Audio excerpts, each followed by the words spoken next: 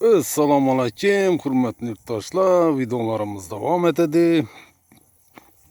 Görüp turganlarınız Çeçenistan Respublikası Grozny şahri Nedelko atsıda.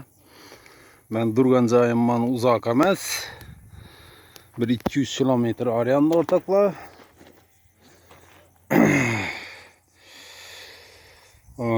Bu jayını birle satılayan ortakla. Yeri satılayan beyde. Hazır geldik.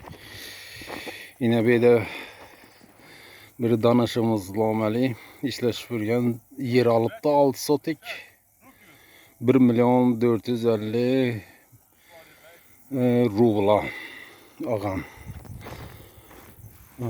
Yine bağın taraflarım satılacan yine.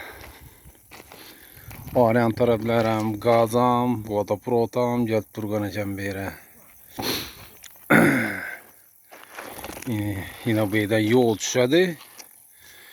İki yan baştan yine bir de Uglovoy jaydan ağam 1.450.000 6 sotikni. Bize fundamentini kuyuşa tayargarlık gördükmiz. Başta karkas 9 jarayanı bol tuttu. Karkasını dokup boğandan keyin şu space apalap jarayanı koyamız. Yürüyüşlerinizin teyyar yine yağa murulgan. Bu apalapçalar zajem bilen katırladı keyin.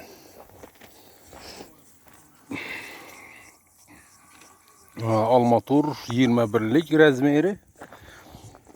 1,5 metre kuyulgan.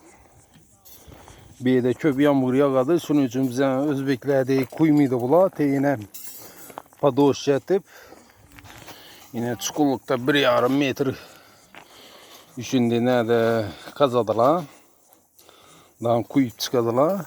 Bu bir etaj boladı. Adli üzerimizde Özbek öyde oladı bir etaj. 2 etaj boladı olmasa başka çeyin kuyulaydı bunu. Lekin şuna karamasdan bir etaj olsam şimdi 21'lik rezmerde almator koyuldu tuttu yine. Kime öy joy gerek olsa, yer alaman diyen niyette olsa bemalol kommentariya yazaveradilar. So'ng yo'l yo'riq ko'rsatib beraman o'zim. Bog'lanib. Toza havo. Shahrim yine uzoq emas. Shahar Abban tarafında ne bu aeroport bu 1,5-2 kilometre arayanda. Yine bildiğiniz caylıklar var, magazinler.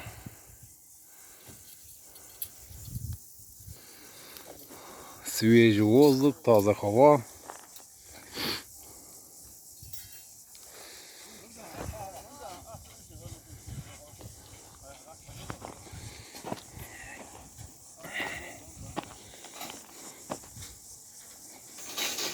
İçen kalmatulla şimdi dokuladı, daha dokuturmuz. Keyin suyu asyanı takıp veremiz yine 30'dan. Bu alt tarafla.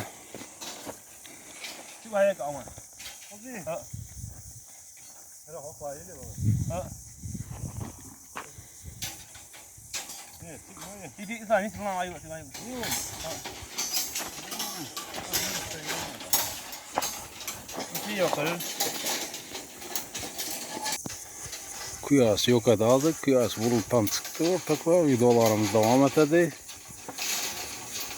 Videolarımıza like basın, kollak kuvvetlep kanalıma abone olun.